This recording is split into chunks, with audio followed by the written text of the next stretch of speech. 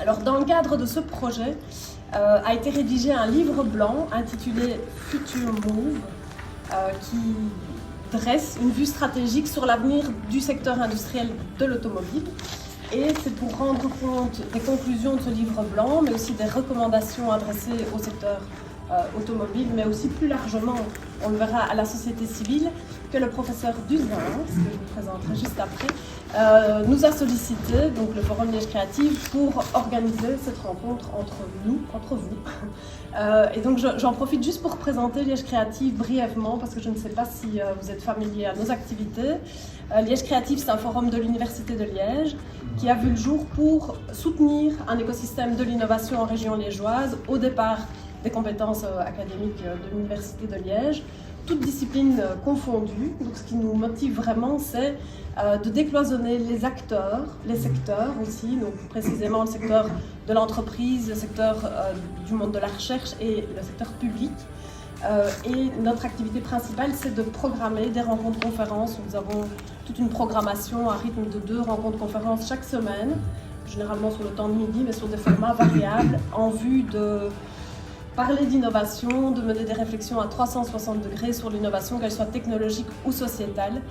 Et voilà, je vous renverrai à notre agenda tout simplement si vous voulez en savoir plus sur celui-ci, et on espère vous retrouver prochainement pour des sujets connexes qui rebondiront sur la conférence de ce soir.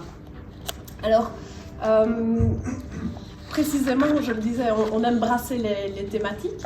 Et donc cette conférence est très emblématique des sujets que nous aimons aborder, parce que vous allez le voir, nous avons réuni un panel d'experts qui vont se pencher avec leur propre expertise, leur expérience de terrain ou leur recherche sur la voiture autonome. Donc par rapport au livre blanc qui est beaucoup plus complet, nous allons faire nous aujourd'hui sur cette automobile du futur, le focus sur la voiture autonome, et on va croiser différentes approches. Puisqu'évidemment ça pose beaucoup de questions, ça va avoir des implications sociétales, des développements technologiques, et donc on va un petit peu brasser tous ces thèmes. Et donc nous recevrons dans le panel qui suivra la première intervention Dario De Serrano, qui est le CEO de Hush. Hush, c'est une start-up qui représente un peu ces nouveaux acteurs justement de la mobilité du futur. Hush accompagne les opérateurs dans le développement de projets de systèmes autonomes. Jérôme de Kouman, ensuite, qui est assistant doctorant en faculté de droit, spécialisé dans les problématiques du big data, de l'intelligence artificielle et du droit à la concurrence. Donc lui, il va attirer notre attention sur les aspects juridiques, évidemment, qui sont nombreux par rapport à la voiture autonome. Alors on ne peut pas parler de voiture autonome sans se poser des questions éthiques, et donc des questions aussi liées à l'assurance, à la responsabilité, à la responsabilisation. Et donc nous aurons un représentant d'ETIAS, Vincent Pécasse, qui est responsable du service marketing. On entendra sur pas mal de points assez sensibles, je crois, ETIAS étant bien impacté par ces évolutions technologiques dans le secteur de la mobilité. Et enfin, on glissera vers des considérations un petit peu plus sociétales avec Pierre Courbe, qui est chargé de mission mobilité chez Inter-Environnement Wallonie, qui est une ONG fédérale active en environnement. Et lui, on s'intéressera avec lui aux impacts environnementaux de la voiture autonome. Alors ces différents panélistes seront à chaque fois questionnés et introduits par Pierre Duzin, qui est professeur ordinaire à l'Université de Liège, qui est responsable de la chaire d'ingénierie des véhicules. Alors avant, j'ai remarqué que c'était terrestre, accolé terrestre à véhicule, mais maintenant plus. Je sais que vous parlez aussi des voitures volantes. Je me suis demandé si ça a un lien. Est-ce que vous l'avez enlevé? On fait tout chez nous. Voilà. Je ne vous présente pas plus largement, j'ai l'impression que tout le monde le connaît ici, n'est-ce pas? Et il est accompagné de Dimitra Papadimitriou, qui a coordonné précisément le livre blanc dont il est question aujourd'hui. Et Dimitra est assistante en faculté des sciences appliquées, travaille avec le professeur Duzin, et elle questionnera aussi nos différents panélistes. Mais tout de suite, donc, je cède la parole au professeur Duzin pour vous restituer les grandes lignes du livre blanc. Merci beaucoup. Ce qui nous réunit ce soir, c'est le fait que nous ayons entamé une recherche qui arrive maintenant à un certain terme, qui est dans le cadre d'un projet Interreg, qui est appelé Pôle automobile européen. Alors, c'est quoi les projets Interreg? C'est faciliter les communications, la synchronisation, le networking entre les différentes régions. Et dans la grande région, il y a la Wallonie, le Grand-Duché de Luxembourg, la région Grand Est française et les régions Rhénanie-Palatinat et je pense Saarland en Allemagne. Alors, dans le cadre de ce projet, on avait différentes actions qui visent à dynamiser le réseau de notre grande région, sachant qu'un très grand nombre d'emplois sont liés à l'automobile, à la fois dans le région, la partie, je vais dire, nord, et la grande région qui est la partie sud.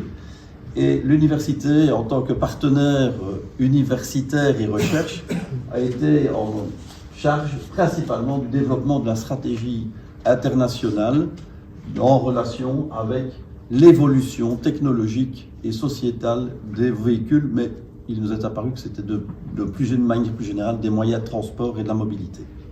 Et donc c'est avec un grand plaisir qu'on va éventer le livre blanc qui va être publié très prochainement, avant la fin de l'année.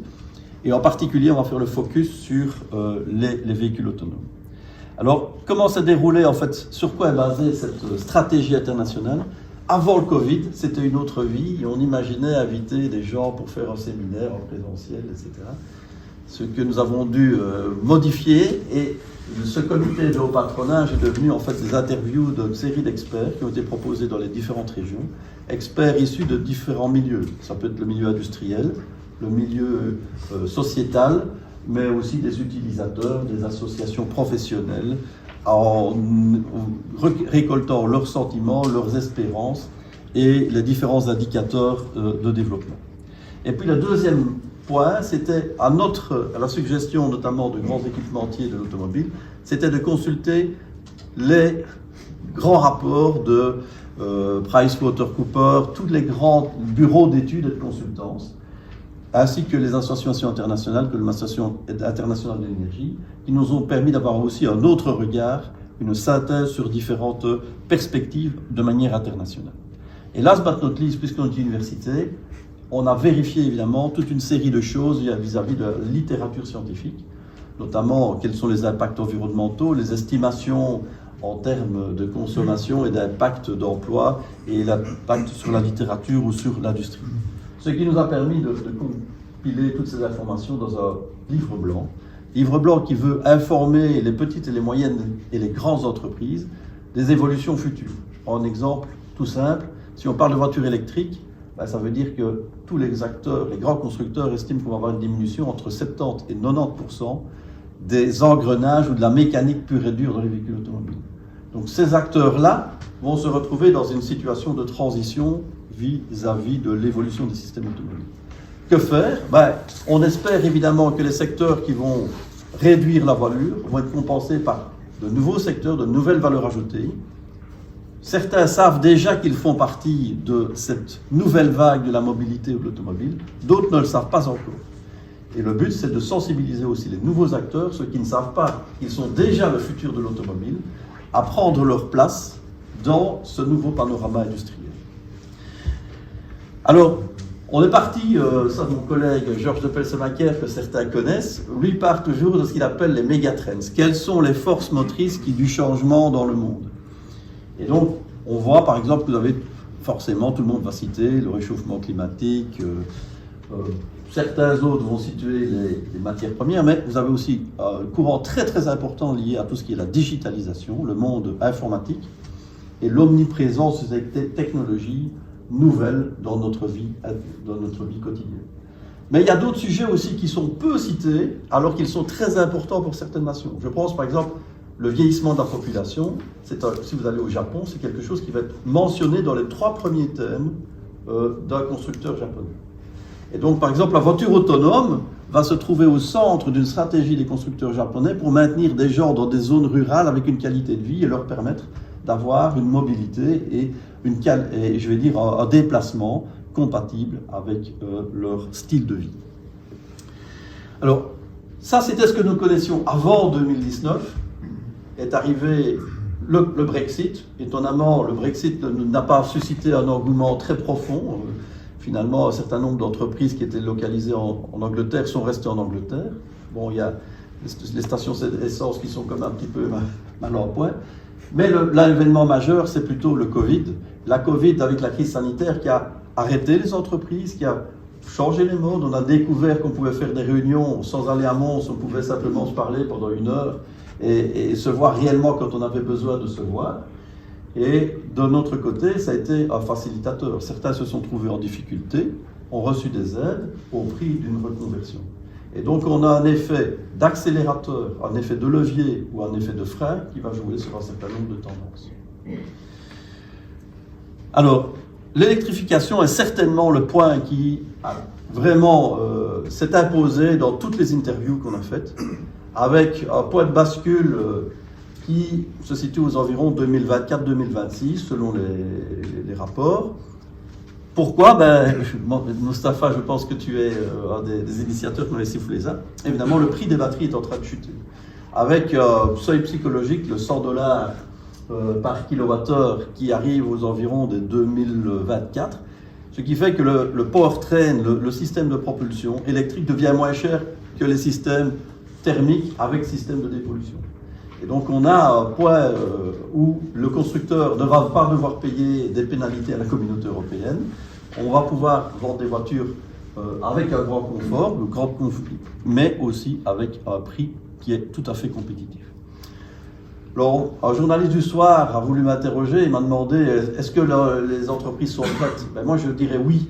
Peut-être que Mustapha va me lancer une sordane à la tête, mais c'est pas vrai. Regardons par exemple Stellantis vient de faire un basculement durant la période Covid, arrêt des entreprises, rassemblement d'un très grand nombre de machines dans leur usine de trémerie pour basculer de 500 000 moteurs diesel à 500 000 moteurs électriques d'ici 2024. Donc on voit vraiment ce pivotement. Par contre, je ne vous raconte pas les manœuvres logistiques et l'investissement matériel et l'investissement lourd de cette usine. Alors, un point très très important qui apparaît, quid de la recharge? Évidemment, tout le monde va se poser cette question. Mais la recharge, en fait, est un vrai problème et un faux problème.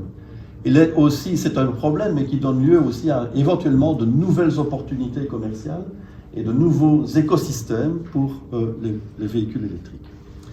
Alors, je prends l'effet du Covid dans ce cas-là. Eh bien, en fait, vous voyez que le Covid a été un facteur d'accélération sur les véhicules électriques, avec des prévisions qui ont été systématiquement revues à la hausse par la plupart des constructeurs et des équipementiers.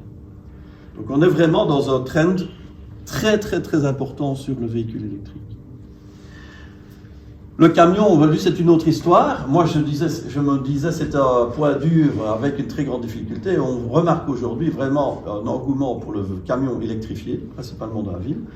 Et en Allemagne et en France, des investissements massifs dans le système de recovery sur l'hydrogène. Donc on voit vraiment en longue distance l'hydrogène qui se profile avec des investissements massifs sur ces deux systèmes-là, notamment le bus pour la circulation en ville et la livraison dans les centres-villes. Mais le super gagnant de toute cette histoire, c'est la micromobilité. Mobilité électrique aussi, puisque le vélo électrique, aujourd'hui, très difficile de trouver des pièces de vélo électrique. Et on voit que ce retour vers le déplacement individuel, dans des conditions sanitaires, les gens ont peur de prendre le bus. Et ça, c'est un système qui est vraiment apparu, c'est peut-être contraire à tout ce qu'on peut imaginer. Le transport en commun fait peur. Aujourd'hui, vous avez des embouteillages dans la ville de Liège parce que les gens ont peur de prendre aussi le bus en partie. Et préféreront maintenant aller vers des solutions de micromobilité plutôt que de s'exposer à des voitures partagées. La voiture partagée est aussi quelque chose qui a subi un impact très dur de la part du Covid. Alors, le véhicule autonome, puisque nous y sommes, c'était la tendance lourde aussi auparavant, avec en mis en avant des bénéfices pour la société, la réduction potentielle des congestions, à Liège ça fait toujours un peu rire maintenant, des bénéfices économiques et éventuellement environnementaux, mais surtout la sécurité routière qui est mise en avant par la plupart des promoteurs de cette technologie. Alors, le véhicule autonome est en fait le fruit d'un écosystème, un écosystème de développement qui est non seulement le véhicule, l'utilisateur, l'infrastructure et tous les systèmes annexes de valorisation potentielle qui peuvent être liés. Impact sur l'organisation de la ville. Il va falloir aujourd'hui, on va peut-être plus s'arrêter, on va juste faire des stop and go ou des kiss and ride, ce serait plus sympa pour reprendre différents utilisateurs. Il va falloir recharger à un moment donné ces véhicules autonomes qui seront, comme on va le voir, probablement aussi électriques. Et puis toute une série d'infrastructures pour améliorer la fluidité du trafic et avoir une mobilité partagée beaucoup plus harmonieuse. Alors un point majeur, et c'est pour ça qu'on a invité des juristes autour de la table, c'est qu'en est-il du cadre légal qui va autour de ce développement? Est-il possible?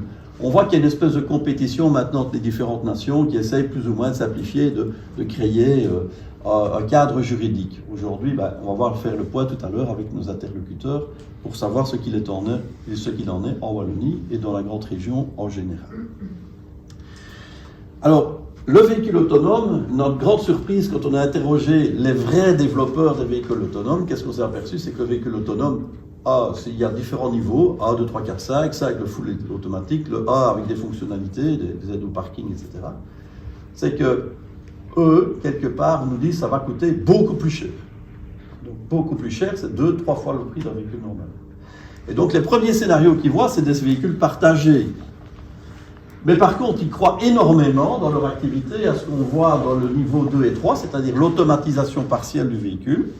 Et donc, vous voyez que dans tous les scénarios de prédiction de vente, c'est l'automatisation, ce qu'on appelle l'ADAS, qui est dans l'horizon 2025-2030 le grand gagnant.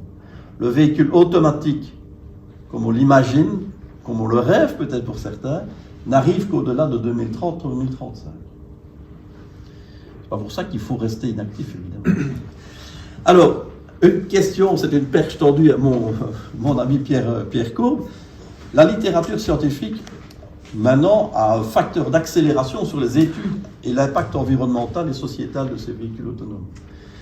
Que remarque-t-on, c'est que dès 2013-2014, eh bien, en fait, il y a une série d'études qui font différents scénarios. La première hypothèse, c'est est-ce que le véhicule est partagé ou bien est-ce que c'est un véhicule personnel qui est automatisé?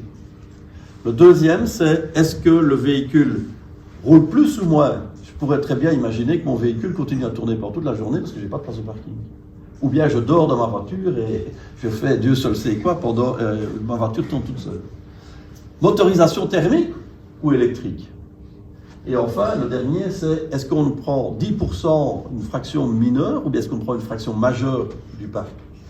Et on voit que dans les scénarios, en fait, automatiser le véhicule permet de gagner un peu dans la consommation, mais pas beaucoup. Si on prend une augmentation du kilométrage, ça dégrade la performance, et donc c'est le scénario 2, on est à une augmentation des émissions de CO2. Et pire encore, si on suppose qu'on a peu de véhicules, on a un facteur de pénétration, que chacun roule avec sa voiture personnelle thermique et qu'on ne s'arrête pas, alors là, on explose complètement le chiffre de CO2. Donc il faut vraiment que ce véhicule soit partagé, électrique, avec une diminution, avec un avantage, une collaboration de plus en plus de véhicules pour pouvoir gagner s'inscrire dans les objectifs climatiques et environnementaux. D'où le fameux buzzword qui est revenu, le CASE, Connected Autonomous Shared Electrified Vehicles, qui revient tout le temps dans la littérature avec différentes études, ça reste encore des études de style, mais on voit apparaître des navettes faites par non seulement les constructeurs, mais aussi d'autres acteurs, de nouveaux acteurs, tels que l'informatique et les milieux économiques.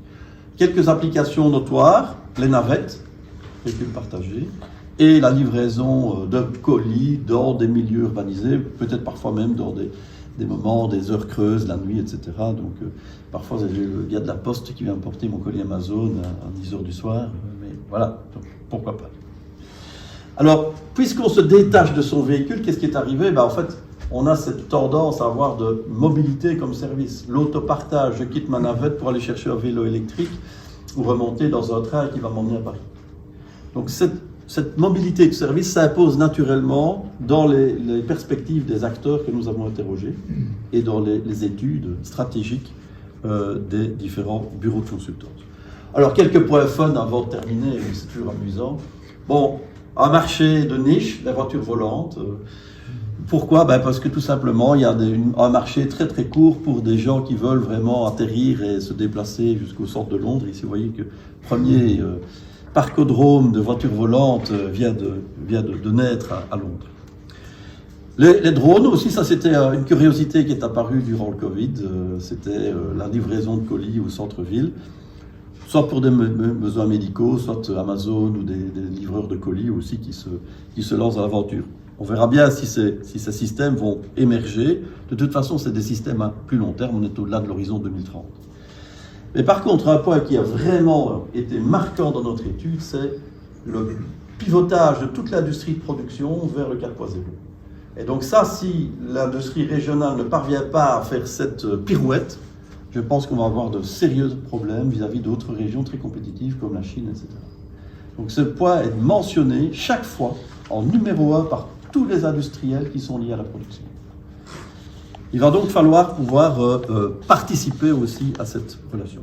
Alors des éléments clés, le véhicule autonome, fortement informatisé, est lui fortement aussi impacté par la crise de l'alimentation, et notamment c'est un système bien consommateur de microprocesseurs, etc.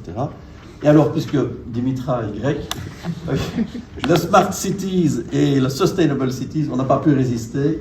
Première ville européenne intelligente et durable, l'île d'Astypalea, pour laquelle nous organiserons peut-être le dernier séminaire, je ne sais pas, ce sera peut-être fait. Alors, voilà, je ne vais pas trop m'étendre sur les conclusions, parce que je crois que j'ai déjà parlé beaucoup, mais toujours est-il que nous sommes dans des moments clés de cette industrie automobile qui était depuis un siècle centrée sur le moteur thermique, qui est en train de faire une pirouette gigantesque dans une industrie lourde en quelques années. Il faut pouvoir en être, sinon on risque d'avoir de très sérieux problèmes. Il faut se repositionner et réimaginer notre mobilité aussi d'une autre manière. C'est une chance unique aussi de pouvoir faire participer d'autres acteurs, des acteurs notamment du milieu socio-économique, pour le faire. Et c'est aussi une opportunité pour les PME, puisque nous sommes dans une région qui est fortement tissée avec des PME, de remonter en puissance dans le domaine automobile, même si on croyait qu'on n'y était pas ou qu'on croyait qu'on n'y est pas encore. Donc, qu'est-ce qu'on va voir? En fait, l'éthique aussi, la formation dans l'éthique est obligatoire. Donc aujourd'hui, la formation de nos jeunes, la reformation, la formation continue des personnes est obligatoirement passée par l'éthique, puisqu'on va voir que c'est là, un des points cruciaux pour la valorisation économique de tous ces nouveaux systèmes de motorisation. Donc, last but not least, je suis un technologue, mais dans cette pirouette, la société civile et les autres aspects économiques, innovation, entrepreneuriat, juridique, en fait fortement liés pour pouvoir créer des écosystèmes qui sont vraiment des nouvelles manières de créer de la mobilité dans le futur. Et donc c'est pour ça que, et notre conclusion aussi, mais ça c'est un acte de foi, j'allais dire, de notre part, c'est que les acteurs économiques et privés doivent maintenant se mettre autour de la table et sélectionner probablement dans des régions comme la nôtre 2-3 projets maximum dans lesquels ils doivent s'investir, mais s'investir lourdement. On ne pourra pas courir tous les lièvres et il va falloir sélectionner ceux qui sont les plus appropriés à notre contexte, à notre environnement. Voilà, j'ai déjà trop parlé. Après, nous allons passer à une série de questions, mais nous allons interroger aussi les 4 panélistes que nous avons souhaité inviter autour de la table et qui vont compléter un peu notre perspective. Et le premier panéliste, c'est Dario de Serrano, la société Hush.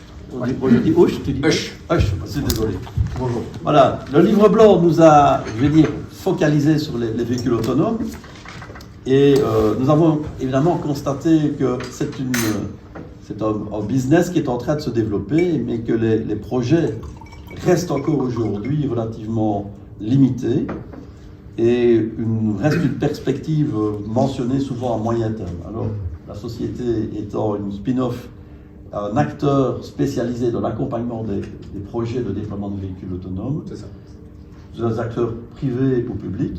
La première question, c'est est-ce que vous pourriez nous faire l'état un petit peu des projets que vous connaissez et mentionner alors les difficultés principales, les success stories qui pourraient nous encourager à participer aux véhicules autonomes.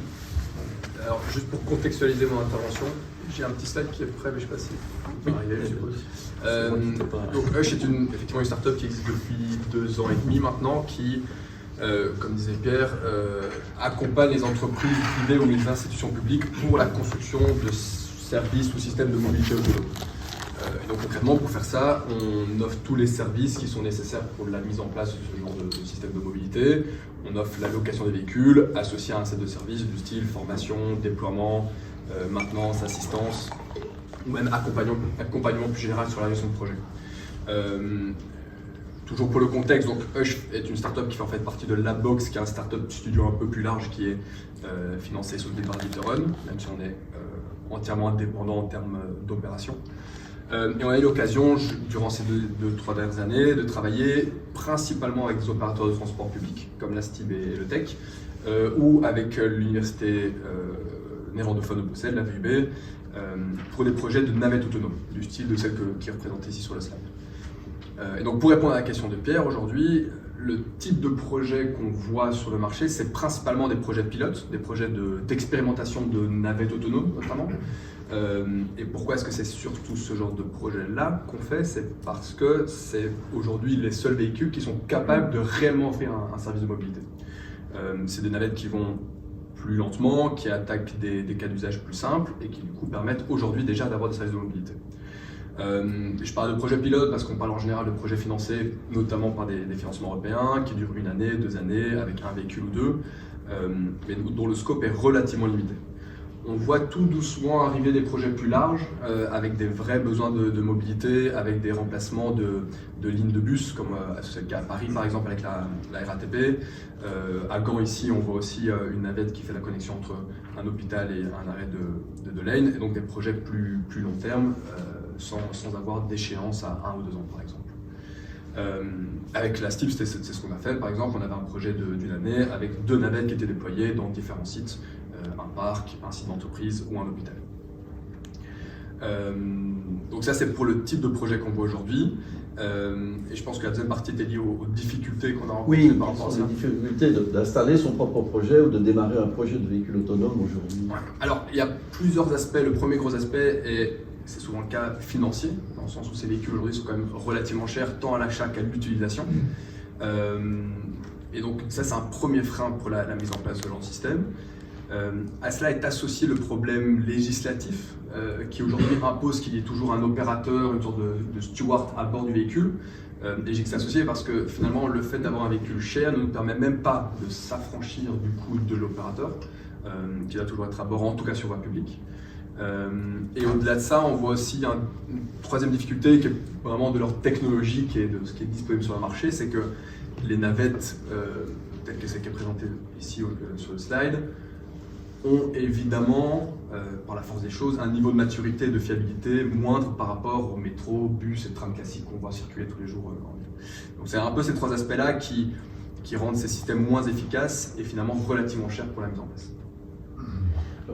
Quel serait votre souhait pour un développement en 2025, 30 ou 35 dans la liste à Saint-Nicolas Alors c'est compliqué à dire, mais on souhaite évidemment voir une évolution technologique un petit peu plus rapide sur les capacités des véhicules, même si on voit que ça arrive dans le sens où des grosses boîtes comme Zoox, qui a été racheté par Amazon, ou même General Motors développent des véhicules qui sont destinés spécifiquement aux véhicules partagés.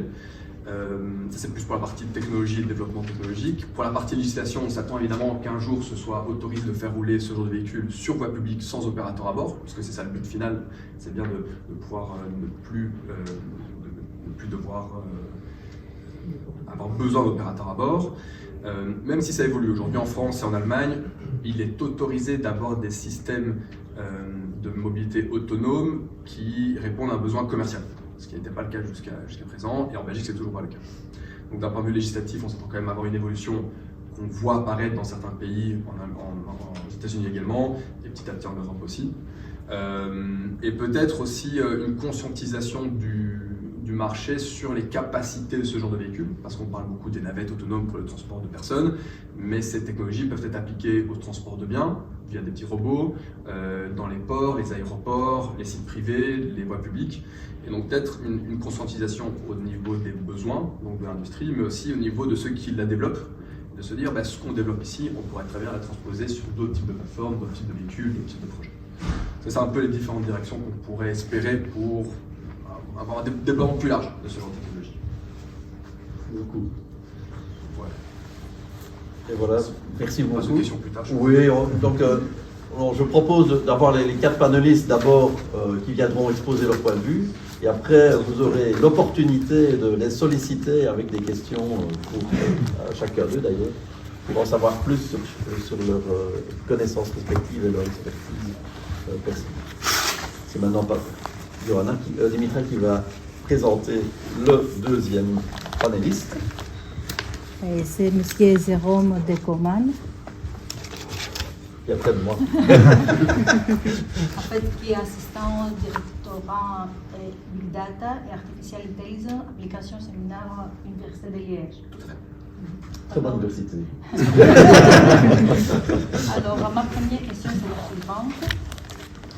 Différents pays ont introduit des mesures pour faciliter les essais de véhicules autonomes sur les routes ou ont clarifié les contextes réglementaires pour permettre les essais. Par exemple, certains pays accordent des autorisations au cas par cas et d'autres se concentrent davantage sur la modification des lois nationales pour faciliter les essais de véhicules sur leur territoire. Cependant, dans l'Union européenne, il n'existe aucune coordination entre les législations produites par les différents gouvernements. Quelle est la législation en Belgique? Alors, eh bien, Mario vous a spoilé, du coup, la question. Désolé. Donc, effectivement, il n'y a pas d'uniformisation en droit européen. L'uniformisation a lieu en droit international. C'est la Convention de Vienne de 1968 qui règle globalement la mobilité au niveau international. Et son article 8 précise bien qu'un véhicule est un engin qui a un conducteur. Bon, pas de bol. Elle enfonce le clou avec le paragraphe 5 du même article. Le conducteur doit toujours être au contrôle du véhicule. Deuxième pas de bol. Bon, du coup, qu'est-ce qu'on fait? Parce que cette convention de Vienne, elle se retrouve quasiment textuellement dans un arrêté royal de 1975 qu'on connaît tous, puisque c'est le code de la route. Et lui, il précise exactement la même chose. Le véhicule a un conducteur, et l'article 2.13 définit le conducteur comme étant celui qui est au contrôle du véhicule. Mais heureusement, on n'est pas dans une impasse, puisqu'on peut toujours demander une dérogation au SPF Mobilité pour des systèmes de dérogation pour l'expérimentation des véhicules autonomes. Donc, concrètement, en Belgique, aujourd'hui, on estime que le véhicule niveau 3, 4, auquel on peut commencer à aller discuter avec le SPF Mobilité, niveau 5, c'est même pas la peine d'essayer parce que ce n'est même pas une réalité technologique actuellement. Et globalement, cette demande, cette dérogation, on fait vraiment au cas par cas par le SPF Mobilité, avec qui suit donc forcément l'habituel risk assessment, et parmi la technologie, c'est un terme très à la mode pour le moment, le risk assessment, donc forcément on ne couvre pas sur la voiture autonome. Merci beaucoup. Mais juste La deuxième question. Merci. L'exécution des fonctions des voitures autonomes nécessite la collecte de nombreuses données ainsi que d'éventuels échanges avec des tiers pour atteindre les différents objectifs. Livraison d'informations pour les systèmes coopératifs, opérations de réparation ou de maintenance à distance, éventuellement en temps réel, appel d'urgence, gestion de trafic, etc. Mais la collecte et le traitement de ces données posent un problème car elles permettent le plus souvent d'identifier les conducteurs directement ou indirectement. Pouvez-vous nous indiquer quel est le règlement européen en matière de protection des données personnelles ou d'une manière générale les normes et réglementations relatives au système autonome? Alors, quand la cloche données personnelles sonne, le réflexe pavlovien du juriste, c'est de sauter sur le GDPR. C'est le trop fameux règlement sur la protection des données personnelles. Cela étant, avant de creuser un peu cet instrument, je préférerais commencer par la directive e-privacy, qui reste toujours d'actualité, même si elle sera, on l'espère, bientôt actualisée par la Commission européenne. Directive e-privacy, elle donne une espèce de standard que les acteurs qui doivent traiter et processer les données sur ce qu'on appelle un équipement terminal, donc des standards que ces opérateurs doivent respecter. L'équipement terminal, il est défini dans une directive de 2008. Je vous passe la définition, elle est technique, je ne la comprends pas. Mais globalement, en 2020, le Bureau européen de la protection des données a dit que la voiture autonome, l'ordinateur, le smartphone, la smart TV, tout ça, ce sont des équipements terminaux. Donc, on va appliquer l'article 5.3 de la directive e-privacy, qui requiert un consentement de la part de l'utilisateur. Et ce consentement, c'est lui qui va poser problème. Pourquoi? On peut en imaginer en fait 3 soucis au niveau du consentement et de la voiture autonome. Le premier, c'est que le consentement doit être donné. Bon, ok. Le problème, c'est qu'il doit être donné, on l'imagine dans le cadre d'un contrat achat-vente. En tant que consommateur, je viens acheter ma voiture, le garage me la donne, précise que mes données vont être traitées dans telle et telle circonstance, pas de problème, je marque mon consentement. Qu'est-ce qui se passe si je vends ma voiture? Pas de réponse. C'est coincé.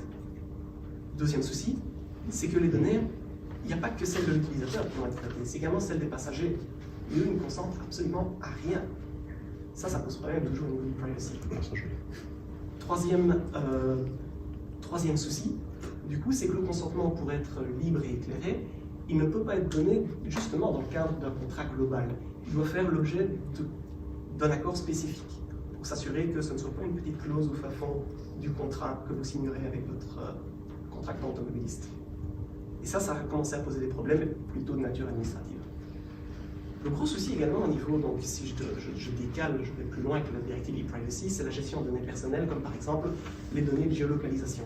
Le RGPD, pour en arriver à lui, ne précise pas que la donnée de géolocalisation est une donnée personnelle, mais la plupart des autorités de contrôle au sein de l'Union européenne ont bien précisé, s'en est tenu. Et globalement, ce n'est du bon sens. Avec vos données de géolocalisation, je pourrais donner votre orientation religieuse ou sexuelle, sans aucun problème. Donc globalement, le véhicule autonome actualise l'aphorisme sur lequel donnez-moi vos données et je vous dirai qui vous êtes. Et ça pose problème parce que les données de géolocalisation, puisqu'elles sont des données personnelles, doivent être soumises au GDPR. Et là, on a donc du coup l'application de l'article 25 du GDPR qui prévoit ce qu'on appelle la Regulation by Design. Autrement dit, vous allez être, dès la conception, privacy friendly.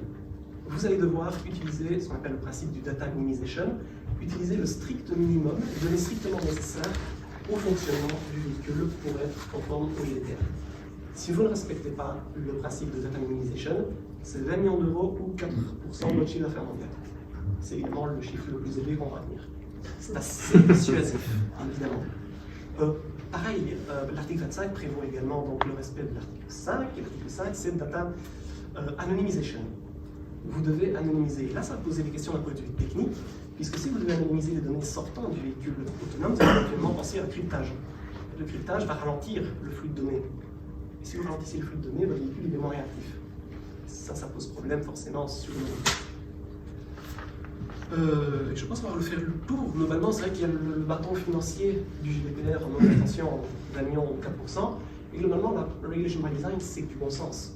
Un couteau, ça a un manche. Un escalier, une main courante et un balcon, un garde-corps. Je ne vois pas pourquoi ce serait différent pour la voiture autonome. Merci beaucoup. Alors, tout appareil connecté peut faire l'objet de cybermenaces. En effet, les téléphones, les ordinateurs portables, les objets connectés, les objets Internet of Things, et même les bases de données des entreprises sont considérées comme des ressources particulièrement vulnérables. Les géants de la sécurité informatique et les startups sont actives sur le marché de la protection embarquée des véhicules autonomes intelligents.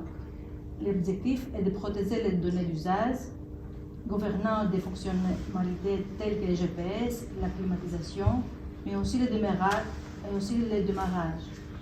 Ils travaillent également sur l'échange de véhicules à véhicules et des véhicules à infrastructure, car une voiture intelligente s'inscrit dans une problématique de sécurité routière. Dans ce cas, il sera nécessaire de créer des certificats pour reconnaître l'infrastructure à clé publique. Alors la question c'est là-dessus. La législation ou la jurisprudence en matière de cybermenaces et de sécurité est-elle suffisante par rapport à la technologie ou bien faut-il le compléter pour permettre le développement de cette nouvelle mobilité? Alors effectivement, et de façon en fait assez insidieuse, plus vous automatisez un véhicule, plus le vecteur d'attaque de cybermenaces augmente, forcément, du bon sens du mot. Alors, l'arsenal législatif autour de la cybersécurité n'a pas attendu les logiciels d'intelligence artificielle pour exister, et heureusement en un sens. Cela étant, pour répondre donc à votre question, il faut que je remonte un peu en arrière. En 2015, la Commission européenne lance sa stratégie pour un marché unique numérique. Les choses s'accélèrent globalement en 2018 lorsqu'un groupe d'experts de haut niveau ont, si je puis dire, des recommandations éthiques, et notamment le principe de prévention toute atteinte, qui vaut que aucun logiciel IA ne peut porter préjudice à un être humain, que ce soit de façon matérielle ou immatérielle. Ce principe, donc vraiment que ça, un principe, est atteignable par ce qu'ils ont appelé une exigence de robustesse technique. Et cette robustesse technique, elle va se trouver notamment également au niveau dans le GDPR, en imposant aux opérateurs automobiles d'assurer une sécurité de leur système pour justement les protéger face aux cyberattaques. Ce qu'on appelle donc, il va falloir assurer la résilience technique, assurer des plans de sortie, s'assurer éventuellement qu'un opérateur humain puisse reprendre le contrôle en cas de souci lorsqu'un ordre qui est donné par le logiciel ne correspond pas à ce qui devrait se passer normalement. Quelques exemples de cybersécurité sont assez révélateurs à cet égard. En 2014, 2 scientifiques ont réussi à faire le contrôle du Cherokee. Ils se sont amusés avec la radio, le chauffage, les vitres. Ils ont téléchargé toutes les données de géolocalisation, donc pas de vol en application précédente, et ils ont pris le contrôle des freins. Uniquement, ça dit, quand le véhicule était à très très faible vitesse. C'est ennuyant certes, mais c'est limité dans l'application. Donc ça justement, c'est ce qu'on appelle du white hacking, ça permet de découvrir les faiblesses du véhicule pour justement les corriger derrière, de nouveau, by design. Je pense que ça répond à votre question. Globalement, la Commission a vraiment anticipé le risque de cybersécurité et vraiment n'a pas attendu l'espèce d'engouement pour l'intelligence artificielle. En avril dernier, on avait la proposition de règlement de la Commission européenne pour l'intelligence artificielle qui est sortie. Jusqu'ici, on considérait, le Parlement et la Commission dans son white paper de 2020, considéraient que le véhicule autonome était ce qu'ils appelaient un système IA à haut risque. Ça semble avoir disparu de la proposition de la Commission, une raison totalement opaque. À voir quand ça repassera au Parlement européen s'il réintègre la voiture autonome dans la dichotomie. Toujours les juristes suivent la technologie. Oui. Une dernière question. La propriété intellectuelle, IP, est l'un des actifs les plus importants et les plus précieux qu'une entreprise puisse posséder. L'innovation et la technologie évoluant à un rythme qui accélère de jour en jour, et la concurrence entre les constructeurs et fournisseurs automobiles étant plus féroce que jamais, la protection et le respect de la IP sont plus importants que jamais. Au moment où on parle, la propriété intellectuelle est-elle un frein ou bien un accélérateur de l'innovation? On sent votre la question du juriste spécialisé en IP.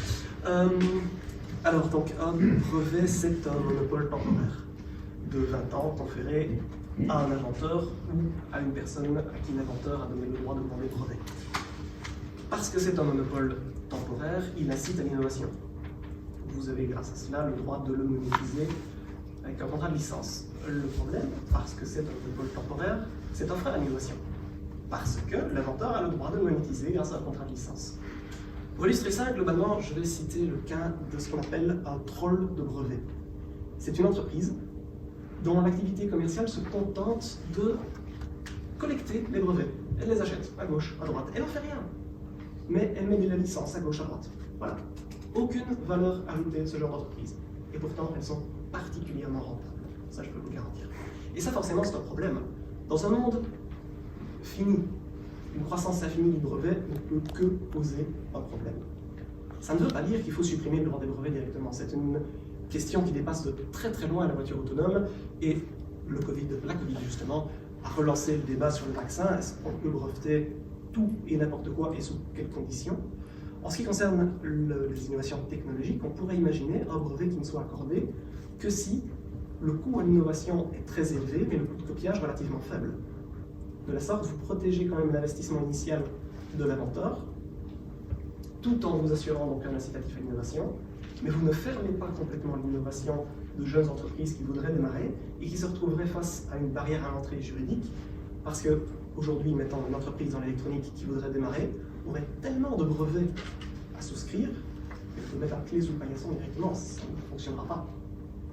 Donc à ce niveau-là, il faut vraiment trouver une balance coût-bénéfice entre le brevet actuellement tel qu'il existe en droit européen, plus adapté au monde hyper technologique dans lequel nous vivons. Merci beaucoup. Merci beaucoup.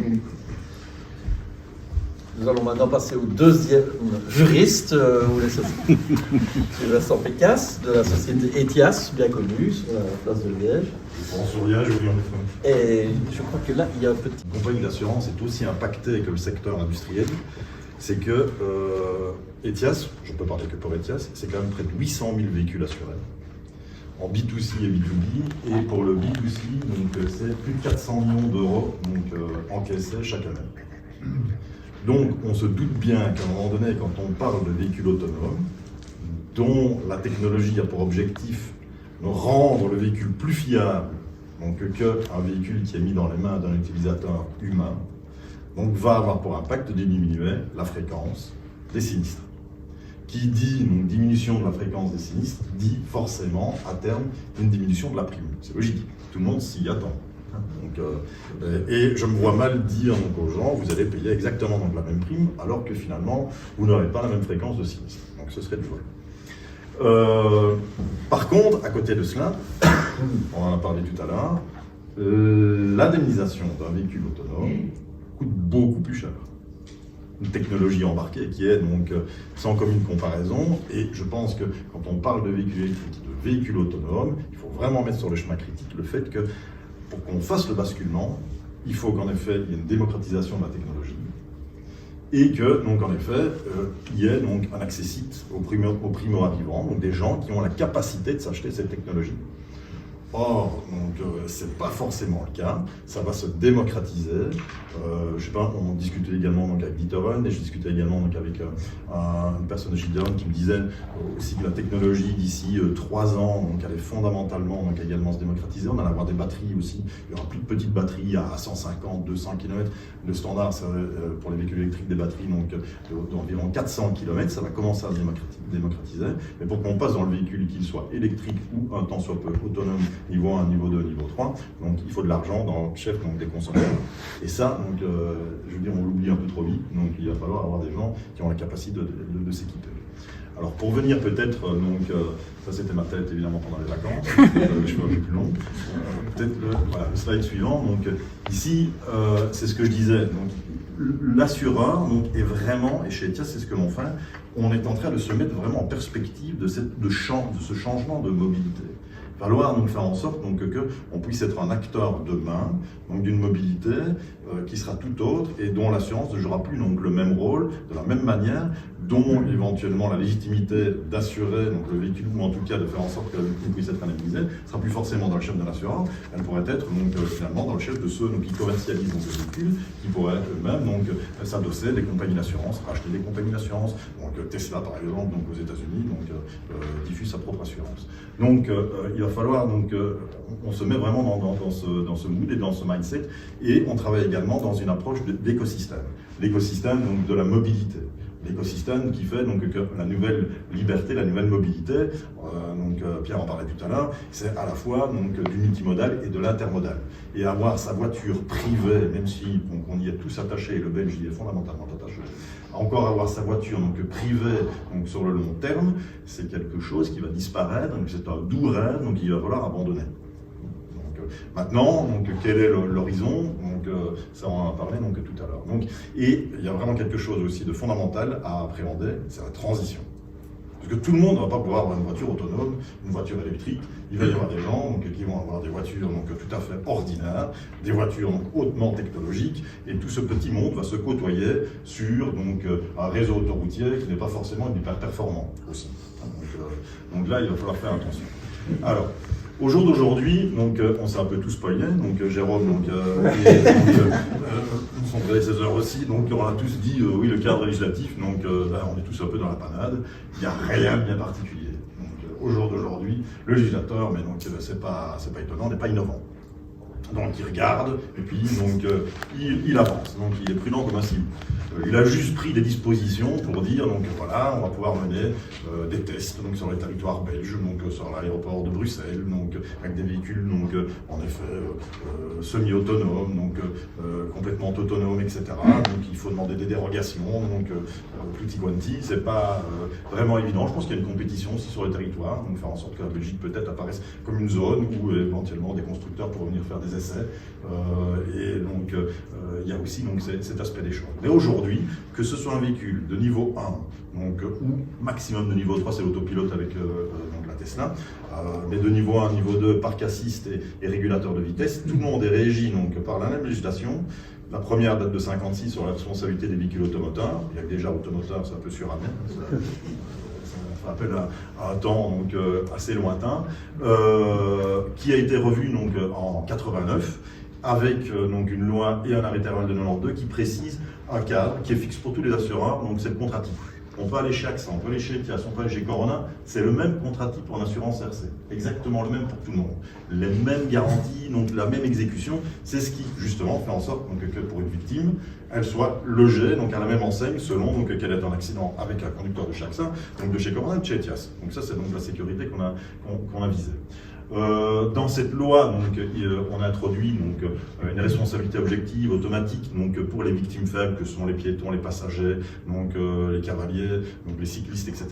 Dès l'instant où un véhicule est impliqué avec donc, une de ces catégories-là, c'est l'assureur RC qui paye automatiquement le préjudice corporel de la victime, sans entrer dans un débat de responsabilité, aucunement. Ça, c'est donc la situation donc, actuelle. C'est une responsabilité à base de faute. Il faut commettre une faute au volant de son véhicule. La faute appréhende, comme on l'a dit tout à l'heure, au regard du code de la route, entre autres. Donc, ai-je commis donc une faute, donc, et qui a causé donc un dommage, sens donc, de l'article 1380 du code civil, tout à fait classique. Il faut un conducteur. On l'a cité tout à l'heure, Convention de Vienne, donc reproduite donc, dans l'arrêté ROL sur le code de la route. Pardon. Il faut toujours un conducteur qui, en toutes circonstances, a la totale maîtrise de son véhicule. En toutes circonstances. Donc, il peut dire, donc, j'avais mon autopilote, je suis dans une véhicule Tesla, donc j'ai plein de thunes, j'ai pu m'acheter donc un super véhicule. Ben non, donc ça n'ira pas. Donc vous êtes censé rester donc, au volant de votre véhicule et être en parfaite maîtrise de celui-ci. Donc on activera donc, la responsabilité et c'est l'assureur donc, qui payera. Alors dans ce contexte-là, il est toujours possible, donc il y a cette législation 91 donc, sur les produits donc, défectueux. Donc on peut toujours se dire, tiens, si on arrive à administrer la preuve donc, qu'il y avait quelque chose dans le véhicule qui était défaillant, l'assureur qui est subrogé dans les droits de la victime peut toujours donc, évidemment actionner, donc éventuellement recours, mais il faut démontrer évidemment la défectuosité du bien. Alors les mots-clés donc, au jour d'aujourd'hui, donc s'il y a un véhicule, il y a des véhicules autonome de niveau 1, niveau 2. Donc, c'est ces notions donc, de responsabilité objective du propriétaire, donc, comme quelqu'un est responsable donc, de son chien donc, et qui pourrait mordre quelqu'un, je suis responsable donc, de mon véhicule donc, qui pourrait avoir une défaillance, donc, qui n'ira pas mordre quelqu'un, mais donc, qui pourrait causer donc, un dommage. Donc il y a la responsabilité du fabricant. Donc, comme dans toute chose, donc, si ce fabricant m'a mis quelque chose qui est défectueux, donc une malfaçon, c'est lui qui va en assumer donc, la responsabilité. Donc, il y a également, voilà, parler donc, indirectement donc, avec les data, donc, cyber attack, etc. Un véhicule, c'est plusieurs composants. Il y a tout ce qui concerne donc, la partie roulante du véhicule, mais il y a le logiciel du véhicule. Et les deux ne sont pas forcément, donc il y a le constructeur, il y a le concepteur du logiciel, il y a la responsabilité partagée, donc entre le constructeur et éventuellement donc, celui donc, qui a conçu le logiciel. Et au jour d'aujourd'hui, il faut bien le reconnaître, dans tous ces véhicules, Tesla en est le meilleur modèle, c'est même plus un véhicule, c'est un logiciel, une tablette autour de laquelle on habille un véhicule, on construit un véhicule, hein, donc, mais le cœur du système, donc c'est bien donc, les algorithmes, donc c'est le logiciel, c'est ça qui est important. Il y a aussi quelque chose d'important, c'est les pouvoirs publics. Et c'est une chose importante, notamment après les inondations, il va falloir réinvestir dans les ponts et chaussées, etc. C'est qu'il n'y aura pas de véhicules autonomes et il n'y aura pas donc, de circulation harmonieuse s'il n'y a pas donc, également un cadre donc, de circulation donc, des routes, des ponts, des chaussées, donc, du marquage routier, donc, etc. Donc, qui est adapté donc, à cette circulation-là. Je pense qu'il y aura potentiellement peut-être aussi donc, une responsabilité que les pouvoirs publics donc, subiront donc, si justement cet équipement routier n'est pas à la hauteur donc, des attentes. Alors, il y a la notion également donc, de propriété du véhicule. On en a parlé, donc ces véhicules vont coûter cher. Donc, est-ce qu'on sera toujours propriétaire de son véhicule? Je ne le pense pas. Je ne le pense pas. Donc, au jour d'aujourd'hui, qui généralement a l'obligation d'assurance, parce que je voulais le dire, donc, le seul contrat au jour d'aujourd'hui qui soit fondamentalement obligatoire en termes de couverture d'assurance en responsabilité, c'est la RC Auto. Dernièrement, ici, on vient de parler notamment de rendre peut-être l'assurance RC Habitation obligatoire, mais ça ne l'est pas. Mais la RC Auto, c'est totalement obligatoire. Et ça pèse généralement sur celui qui met le véhicule en circulation, et s'il y aura toujours un propriétaire, et qui va donc assumer cette responsabilité. C'est de nouveau perspectives, des nouveaux marchés qui vont se développer. Parce que, en effet, des constructeurs comme Mercedes, qui électrifient tous ces véhicules à grande vitesse, BMW, des Tesla, etc., demain, ils vont vendre, en effet, toujours des véhicules pendant un temps, mais ils vont vendre quelque chose de nouveau. C'est de la mobilité consommée, peut-être à la minute, à la journée. Donc, c'est un nouveau business. Donc, un véhicule doit pouvoir être utilisé par plusieurs personnes. On va vendre, entre guillemets, plusieurs fois le service du même véhicule. Donc, c'est plein de perspectives et d'opportunités. Donc, c'est incroyable. Donc, pour tout le monde. Donc, voilà. C'est aussi quelque chose de relativement important. C'est que quand on se dit véhicule autonome et dans l'autonomie maximale, il n'y a plus de conducteur. S'il n'y a plus de conducteur, tout le monde est passager. Tout le monde est victime faible. Il n'y a plus de responsable. C'est des choses comme ça, donc c'est incroyable. Parfois, on se dit, ouais, l'excitation du véhicule autonome, mais c'est un gouffre dans lequel on doit aller retrouver ses knickknacks et finalement recréer la sécurité qu'on avait créée avec des lois aussi anciennes que la loi de 89. Voilà. Et puis alors, il y a l'intégration dans des écosystèmes, c'est les smart cities. Donc c'est un tout. C'est un tout, Pierre l'a dit tout à l'heure, le véhicule autonome n'est qu'un puzzle, un élément du puzzle dans un nouvel univers de mobilité et de liberté. Parce que la voiture, depuis qu'elle a été créée, a été source, en effet, de liberté. C'est ce qui a fait son succès et qui fait toujours son succès au jour d'aujourd'hui. Quand quelqu'un se dit, je ne veux pas prendre les transports en commun, je veux décider éventuellement de faire un film dans un véhicule pour aller à Bruxelles, c'est mon droit, et bien en effet, il prend sa voiture, il met sa clé dans le barillet, quoique il n'y en a plus maintenant, et il démarre, c'est sa liberté, c'est son droit. Et c'est ça aussi, on s'attaque à quelque chose de fondamental chez l'individu. Donc, alors des choses nouvelles, cyber risk et GDPR. En effet, le cyber risk, on n'imagine pas avec une bagnole, à un moment donné, quand on circulera, c'est des paquets de data qui sont échangés. Mais c'est ni plus ni moins aussi qu'un smartphone. Donc personne ne s'étonne quand on a son smartphone de tout ce qui peut être échangé, quand on va sur les sites avec les cookies, etc. Souvent on accepte oui, tout, mais c'est grâce à ça, c'est des milliers de data qui sont échangés. Donc ça c'est un peu les choses qui vont devoir bouger réellement demain. Je pense qu'il y a peut-être le slide suivant, je pense que je terminerai pour pas faire trop long, parce que je suis toujours assez long. Donc voilà. Donc non. Donc demain, je pense qu'on se dirige davantage vers la responsabilité dite objective. Pour simplifier également le débat au niveau de la victime doit être extraite de tout cela. Quelqu'un qui est percuté, si je prends un piéton, par un véhicule, qui soit autonome ou pas autonome, on ne va pas commencer à débattre des responsabilités. La personne doit être indemnisée, point barre, c'est tout. Et là aussi, il va falloir aussi remettre sur le métier toute une série de conventions. Il y a des conventions entre compagnies d'assurance qui ont été créées pour justement faire en sorte que les indemnisations soient accélérées. Et bien avec ce changement des règles, il va falloir refaire aussi toute une série de conventions entre assureurs pour remettre tout sur le métier et retrouver la pleine efficacité. C'est, je l'ai dit, la transition énergétique, les moyens financiers, il va y en avoir, mais c'est surtout, et c'est vrai que c'est ça qu'il faut essayer de se dire, parce que le changement ne fait pas, mais c'est surtout source d'opportunités. Même pour un assureur comme nous, c'est source d'opportunités parce qu'on va pouvoir également, éventuellement, jouer les rôles d'orchestrateur d'écosystème. On va pouvoir éventuellement être à l'origine de nouveaux services et non plus d'assurance, non plus l'assureur qui donc assume la réalisation d'un risque, paye, donc, et puis donc, continue son chemin. Non, il va être un acteur donc, de cette mobilité facilitée, de cette donc, mobilité améliorée, donc un acteur également dans l'assurance, donc éventuellement du cyber risque.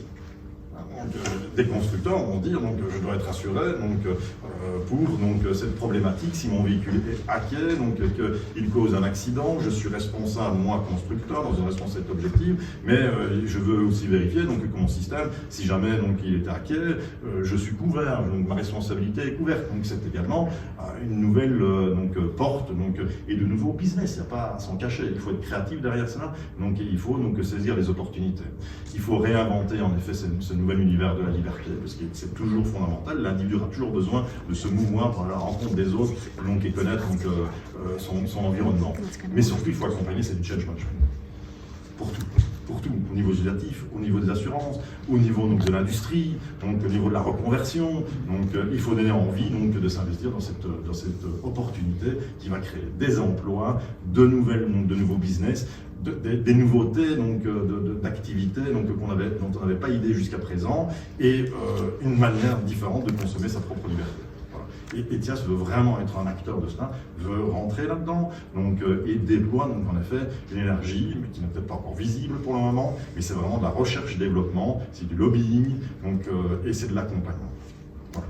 Merci beaucoup, vous avez répondu à toutes mes questions. Sans les faire. Tu m'as facilité la vie.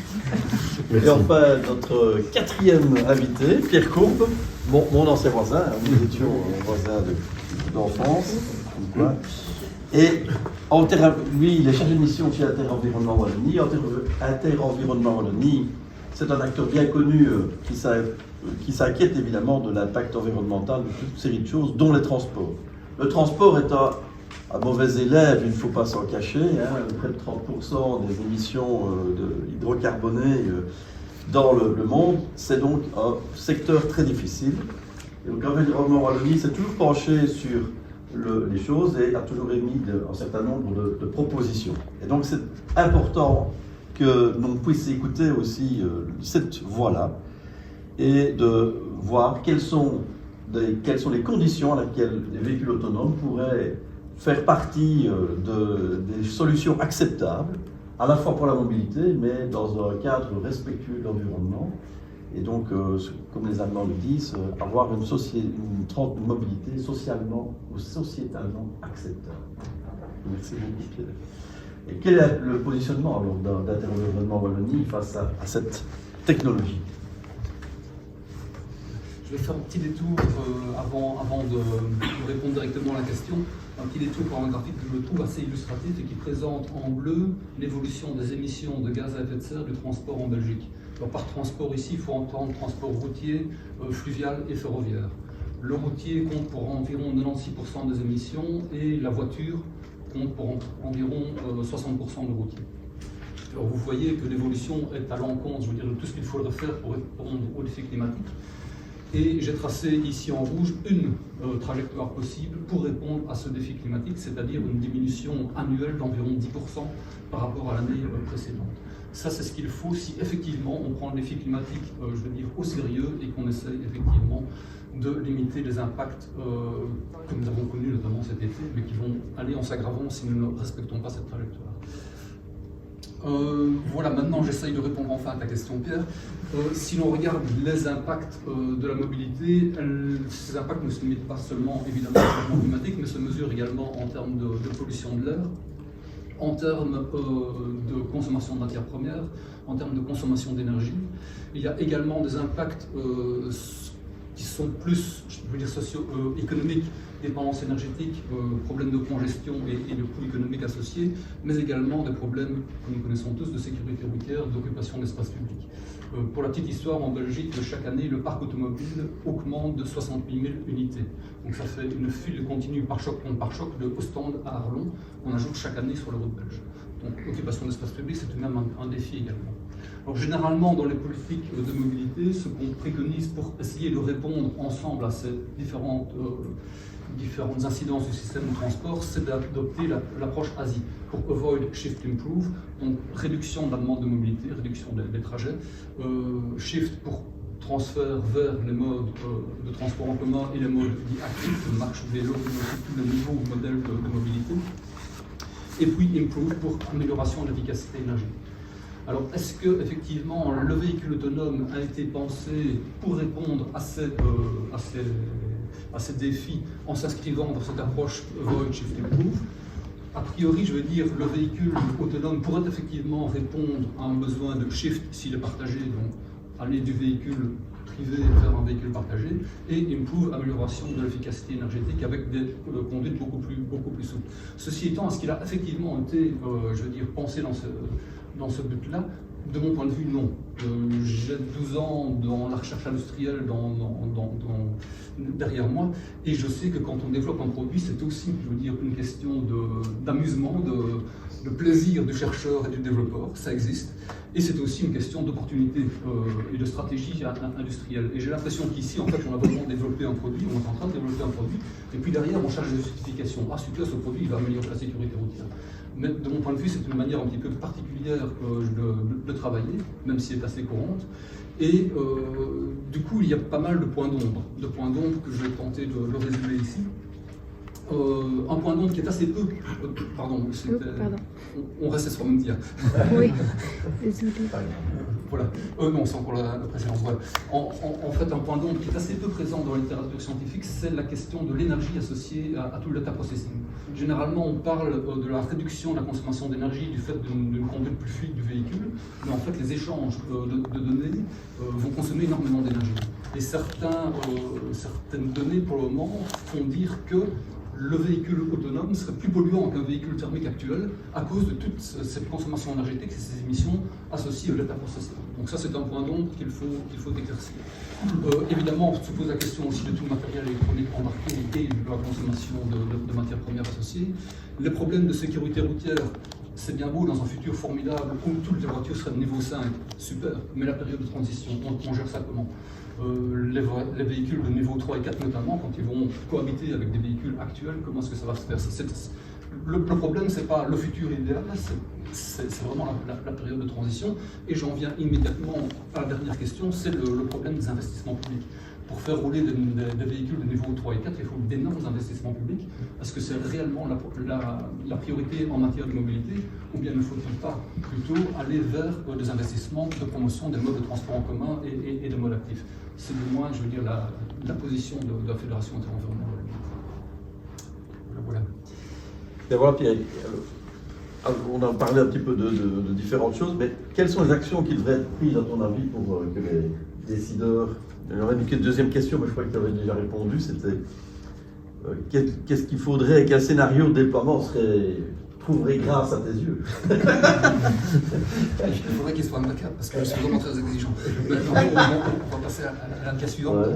D'abord, de mon point de vue, ce qui est nécessaire de faire quand on parle d'un développement comme ça, c'est d'avoir vraiment une vision la plus systémique possible, et notamment pour les véhicules, avoir une approche LCA, donc analyse cycle de vie, en prenant en compte non seulement l'utilisation des véhicules sur lesquels généralement on se focalise, mais également la mise à disposition de l'énergie, quelle qu'elle soit, la fabrication des véhicules et sa fin de vie.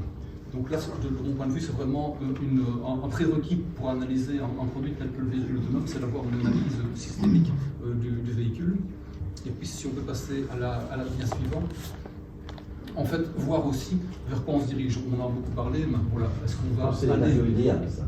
Pardon? C'est ton scénario idéal. C'est mon scénario idéal, et je veux dire que j'ai largement pompé ce scénario auprès de l'UITP, qui est l'Union internationale du transport public, qui a aussi analysé évidemment la question. Ils sont concernés au premier chef, et à gauche ici, en fait, c'est le scénario, je veux dire, du pire, avec finalement des voitures autonomes qui ne seraient jamais qu'une, je veux dire, le parc automobile ne change pas, on remplace ça par des véhicules autonomes, avec un parc automobile qui ne change pas, mais si qui change. Parce que dans ce scénario-là, je veux dire, les personnes qui sont en incapacité de conduire aujourd'hui pourront quelque part, demain, être dans un véhicule autonome privé. Donc ça, c'est vraiment le scénario du pire. Le scénario médian, c'est celui où finalement on a des véhicules autonomes qui sont partagés et qui sont, je veux dire, en compétition tout de même avec les transports publics.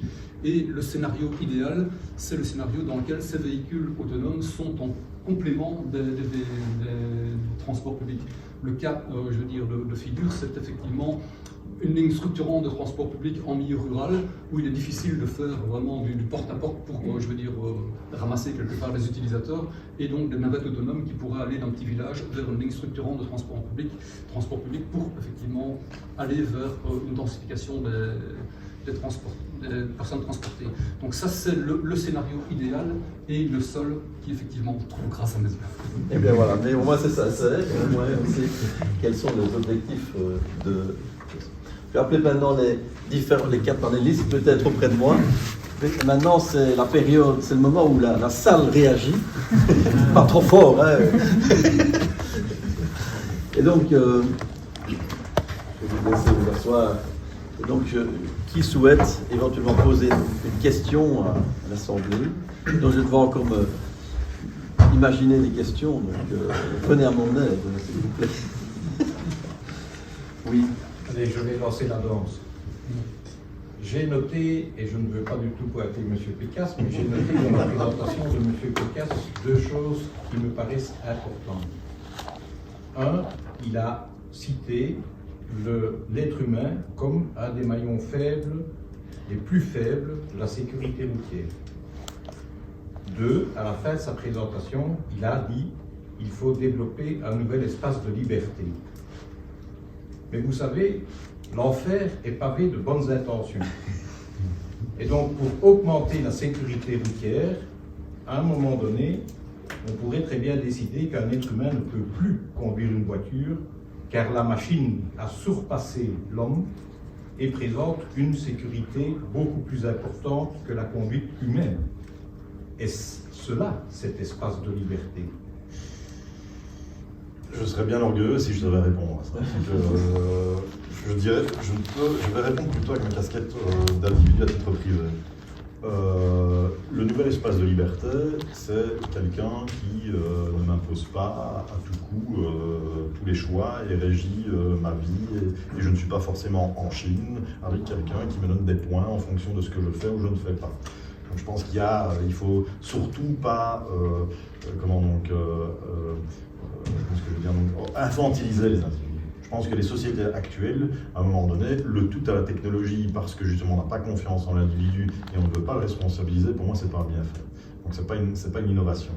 Donc à un moment donné, il faut avoir le mélange. Donc l'innovation, c'est quelque chose qui vient améliorer la vie de l'individu.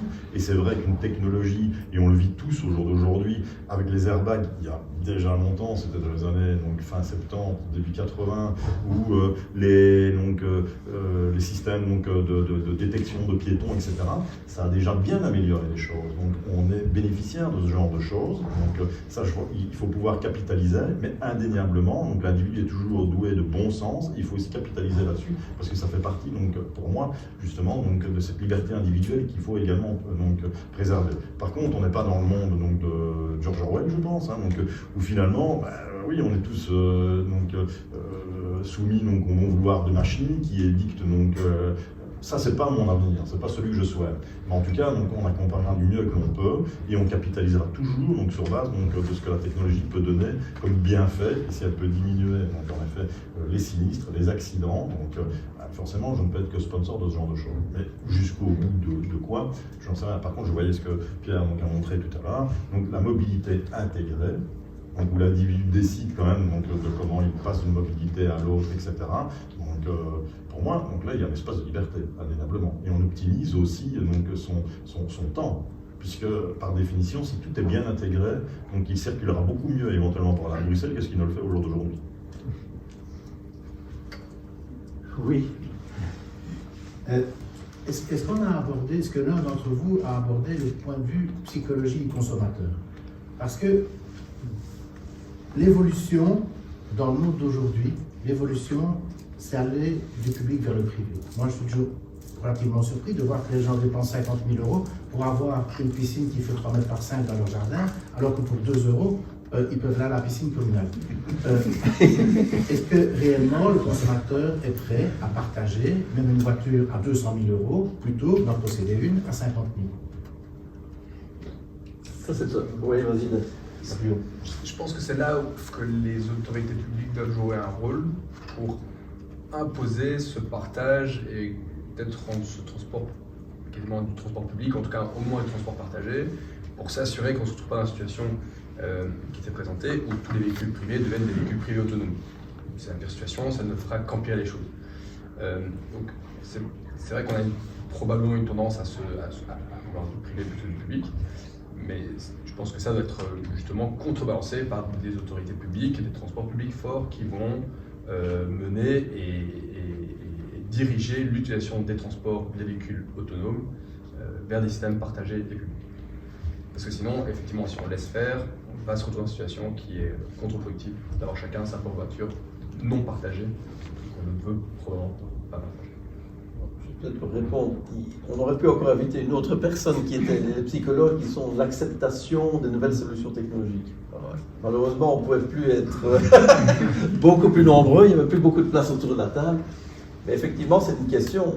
Est-ce que j'accepte de monter dans une voiture où quelqu'un a toussé, peut-être une maladie, la peste porcine africaine, à transporter, Dieu seul sait quoi, ne fût-ce que les odeurs. Il y a une étude très très sérieuse de collègues pour quelles sont les odeurs, quels sont les points dérangeants. Les odeurs sont très dérangeantes. Et donc on voit vraiment un business des gens qui vendent des odorisants super puissants pour le milieu automobile.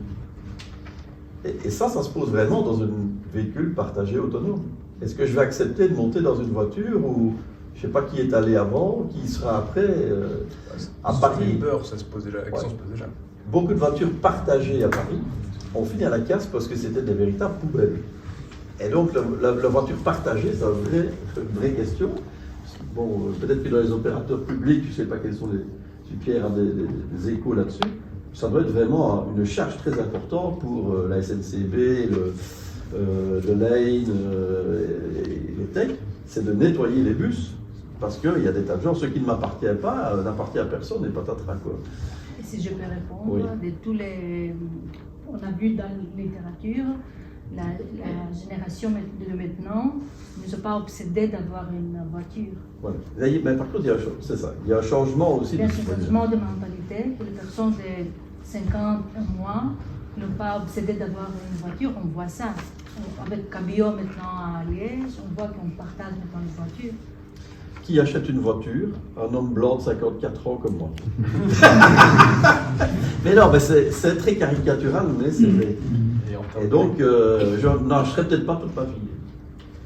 Ceci étant, si je peux ajouter un élément, comment dire, la donne pourrait peut-être changer. Effectivement, la nouvelle génération est moins attachée à, à l'objet, parce qu'elle considère ça comme un objet de déplacement. Si maintenant, demain, une voiture autonome me permet de me regarder un petit film calmos en rentrant dans ma 4 façades en banlieue après avoir travaillé, ça devient encore drôlement plus qu'une voiture. Quoi. Je veux dire, mon attachement va se développer aussi. Et donc, il y a peut-être cet aspect psychologique à prendre en compte. Monsieur Géliot. Oui, j'avais une question pour le CEO de Hush, parce qu'effectivement, on se rend compte qu'ici, on a quand même un panel, et Pierre a déjà un peu dévoilé l'aspect de sociabilité ou cette acceptation sociale que peut avoir une solution. Donc, on a beau développer un cadre et une belle solution de mobilité. Dans le cadre de votre application, quelles ont été vos démarches que vous avez mis en place pour rendre acceptable votre solution ou faciliter, on va dire, la pénétration de votre solution dans son application? Alors, on n'a pas eu tellement besoin de travailler là-dessus, dans le sens où le côté technologique de se faire guider par un véhicule était très vite accepté par beaucoup de personnes. Donc finalement, ce n'est pas quelque chose sur lequel on doit spécialement travailler, et on se rend compte tant sur les études qu'on a faites avec les VUB sur les projets que dans la littérature, je pense que c'est quelque chose qui tient à cœur aux universités. Donc la littérature, on se rend compte que les gens sont d'accord et n'ont pas peur et sont volontaires pour se faire conduire par un véhicule. Donc c'est pas un point bloquant, au contraire, cet élément-là qui apporte les utilisateurs sur ce genre de service. Curiosité. Ouais, et c'est d'ailleurs les projets qu'on a fait, notamment avec les textes, et on a eu beaucoup d'utilisateurs au début, parce que les gens venaient tester le véhicule, c'est plus la curiosité, et au final c'est plus certains ont besoin d'utiliser la navette ou quoi, mais en tout cas l'utilisation a un petit peu diminué lorsque les gens avaient découvert et comprenaient comment ça fonctionnait. Donc c'est pas un frein, et je pense que ce ne sera pas un frein, l'acceptabilité. Oui. On a parlé dans la présentation à un moment donné des conséquences pour les infrastructures, pour les pouvoirs publics en termes d'infrastructures. Mais concrètement, c'est quoi ces conséquences-là? C'est du partage au sol meilleur, c'est des capteurs, et on a une idée du coût supplémentaire au kilomètre d'une chaussée qui serait équipée exactement. Ça, c'est une bonne question. On sait déjà dans les études de la littérature, on sait par exemple que les véhicules Tesla, ils ont besoin d'un marquage impeccable. Donc la Belgique était déjà très mal à l'aise parce que le marquage au sol en Belgique est très mauvais. Comparativement, tant pis, désolé, il n'y a personne de s'exprimer, mais c'est vrai. 2, il y a la qualité du revêtement.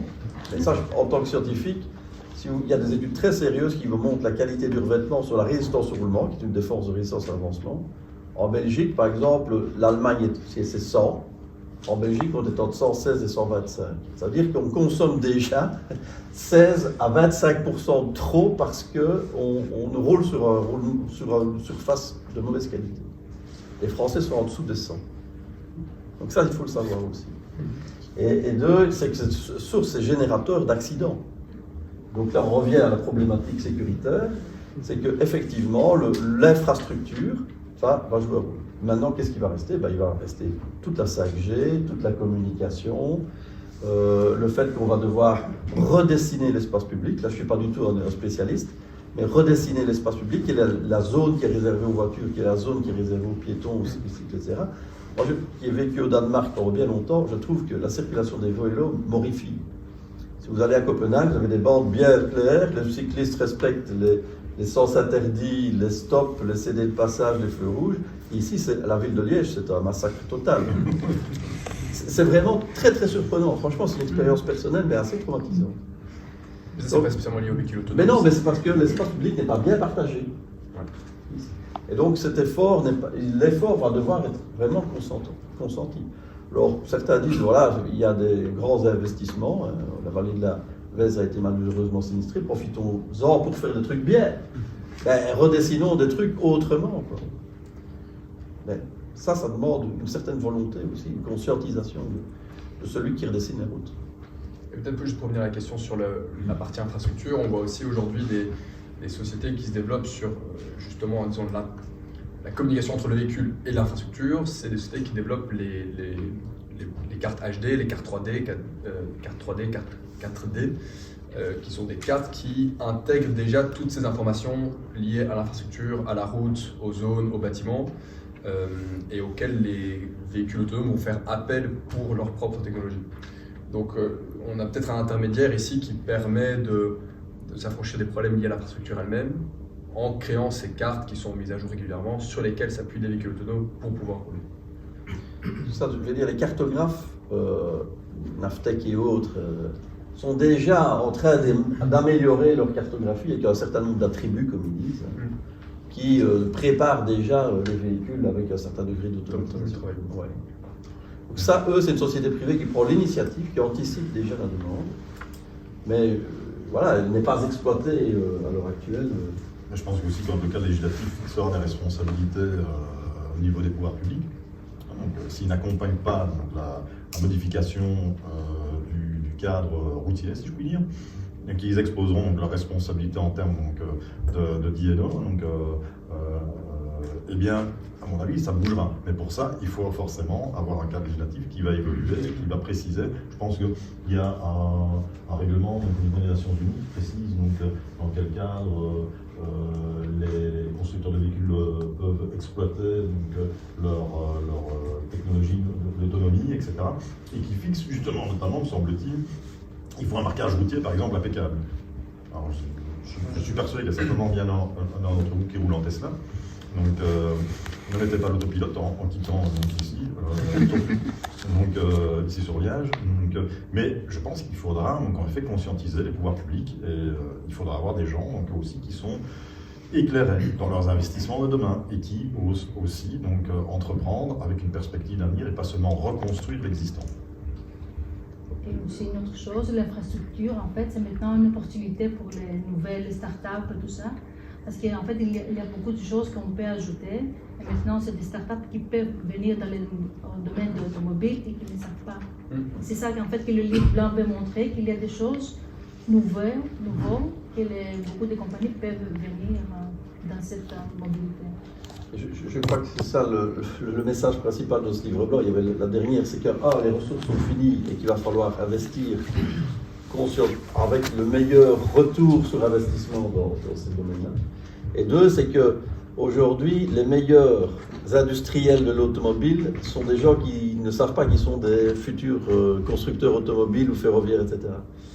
Et donc, ça, c'est le vrai défi, c'est de voir que le tissu industriel va changer et que de nouveaux acteurs peuvent participer. Parce qu'ils ont des technologies, soit pour alléger le véhicule, parce qu'ils ont des technologies liées à l'exploitation de données ou d'autres technologies de valorisation. Et ça, c'est le plus difficile pour nous, c'est de dire, il y a un livre blanc, attention, c'est pas de dire, celui qui fait des engrenages, oh les gars, d'ici 10 ans, il faut s'apprêter à un sinistre. Le problème, c'est de dire à quelqu'un qui ne sait pas encore à quoi ressemblait une tablette, je vais vous vendre une tablette, un iPad. Et qu'est-ce qu'on va faire un iPad? Il faut faire des logiciels, des applications. Et ça, c'est très difficile. Il y a déjà des politiques qui bougent, hein, donc, il y a des faits d'annonce. Hein, donc, en France, avec Macron, donc, qui lui vient d'annoncer un plan à 30 milliards, je pense, pour déjà la transition énergétique. Et on voyait, je crois que c'est Pierre qui montrait tout à l'heure, donc en effet, le transport routier, semi-remorque et autres, donc en batterie, à mon avis, ça n'est pas vraiment possible, mais à l'hydrogène, il y a déjà des pays qui prennent le pli. Ce sont des nouveaux défis, c'est de la réindustrialisation. Je pense aussi qu'il peut y avoir vraiment derrière cela une vraie excitation, une vraie fierté, donc à recréer des choses ici sur les différents territoires, à refaire émerger des nouveaux métiers, donc, etc. Moi, je trouve ça vraiment très chouette. Ce sera l'autonome ou autre chose? Oui. Juste une question. On a de l'aéronautique tous les deux. Oui.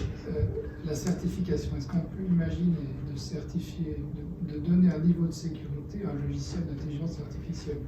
Moi, je ne vois pas du tout quelle est l'approche certification qu'on peut faire. C'est tout un domaine de recherche, la certification formelle des logiciels et la sécurité fonctionnelle des équipements. Donc peut-être Roger, toi qui es un spécialiste d'Alstom aussi, peut-être et Jérôme, les deux aspects. On est sur des mondes complètement différents. Pardon? Moi je travaille dans le domaine ferroviaire. Oui, mais le ferroviaire, c'est déjà une compétence qui est largement développée par le monde ferroviaire. Il y a des métros automatiques, etc. Oui, mais ce n'est pas du tout le même genre de logiciel. On travaille avec en réalité, il y a tout un process derrière pour certifier en SIM4, effectivement, un peu au niveau de sécurité. On travaille avec des logiciels, de type ADA par exemple, qui sont des logiciels à la base conçus pour éviter toute erreur et chez le moindre petit problème, automatiquement le logiciel, il faut tout prévoir en réalité. Et c'est un métier en réalité, la sécurité ferroviaire, enfin la sécurité en réalité. Donc il y a des équipes ici chez Alstom par exemple, il y a, je ne sais pas moi, 100 personnes par exemple qui travaillent sur le site de Charleroi qui ne font que de la sécurité ferroviaire en fait. Donc c'est assez costaud. Tout ça est régi aussi, ceci dit, par des textes européens, les fameuses TSI, que vous connaissez peut-être. Alors, pour répondre exactement à votre question, je ne suis pas qualifié pour parler de l'intelligence artificielle, qui se passe ça, par reconnaissance, on peut le faire encore aujourd'hui dans le domaine ferroviaire. Viendra. Alors, quant à la certification de l'intelligence artificielle, si, d'ailleurs, c'est déjà en cours. La proposition de règlement d'avril 2021 de la Commission européenne, c'est ça. Ce n'est que de la certification et l'approche adoptée est connue depuis que l'Union européenne existe. Globalement, c'est Product Safety. On reprend les bonnes vieilles méthodes, liability en 85 sur les produits défectueux et Product Safety de 2001, et on adapte à l'intelligence artificielle. Et l'objectif, c'est véritablement d'identifier le standard technique qui puisse démontrer que le système IA est digne de confiance, pour reprendre leur terminologie particulière. Digne de confiance, c'est du marketing pur et simple, pour dire certifié sans risque de dommage. Alors comment est-ce qu'ils ont trouvé cette espèce d'équilibre à atteindre pour la certification? Ils ont fait, c'est un travail titanesque qui a commencé dans le groupe d'experts de haut niveau en 2018. Ils ont d'abord publié des lignes de conduite draftées. Ils les ont soumises à consultation publique auprès d'énormément de personnes. Ils ont créé le forum AI Alliance pour ça, justement pour récupérer l'opinion des parties prenantes. Ils ont mixé tout, ils ont réécrit leur ligne de conduite, ils ont publié donc les vraies, définitives, en 2019.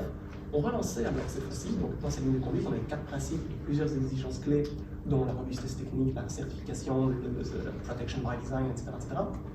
Et ils ont soumis ces lignes de conduite et ces exigences clés à toute une série d'entreprises en leur demandant, voilà, maintenant, vous les implémentez.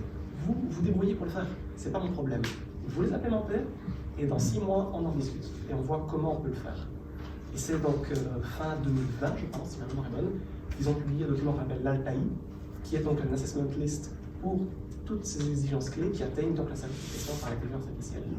Et cet assessment list se retrouve textuellement dans la proposition de règlement de la Commission européenne publiée en avril 2021, du coup, qui fait écho au livre blanc qu'ils avaient publié eux aussi en 2020, et répond d'ailleurs à une demande du Parlement européen et du Conseil pour développer véritablement un instrument de droit européen qui soit de droit dur. Le règlement ne devra pas être transcrit dans l'ordre juridique de chaque État membre. Ce sera applicable tel quel, de la même façon que le DPR n'a pas été transcrit en droit positif.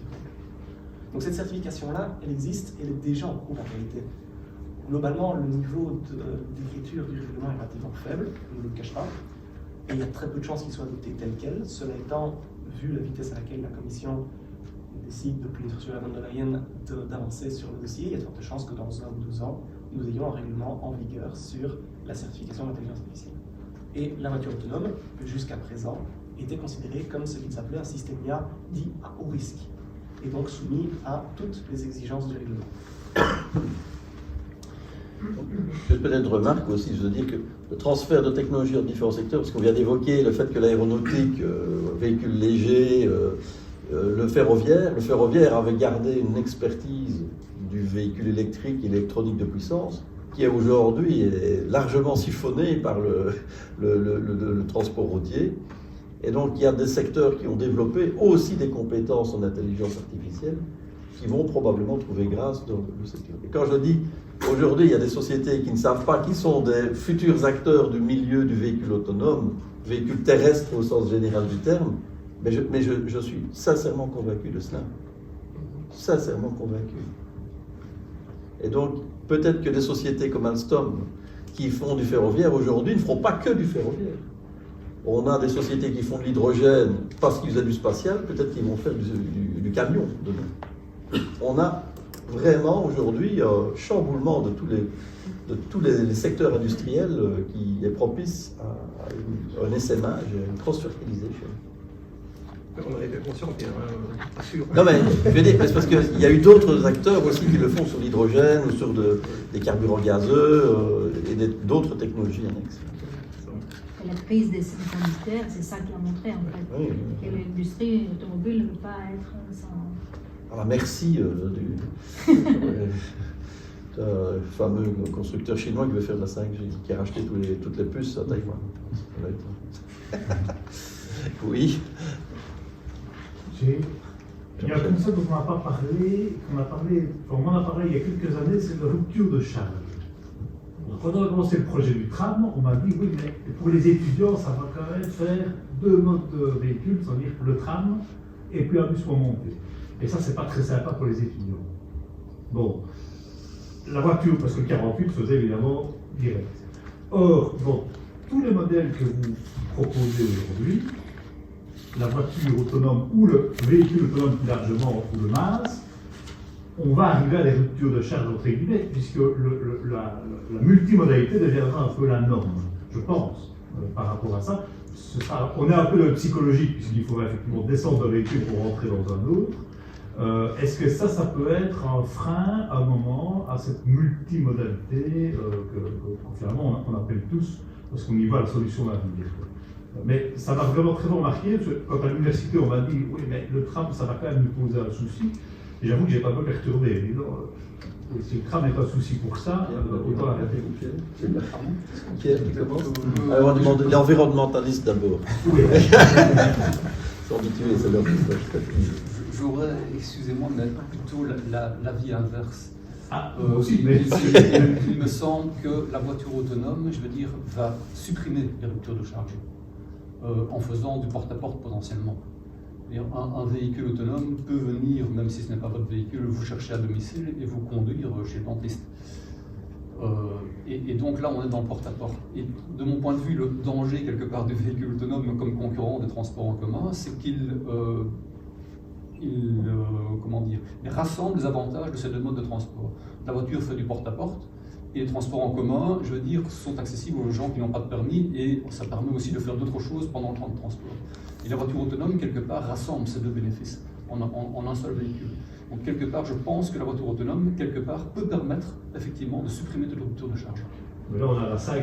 Oui, c'est ça. Voilà. Et donc, est-ce que c'est ces modèles-là qui vont arriver, ou d'abord un véhicule autonome, ou on sera plus sur le multimodal?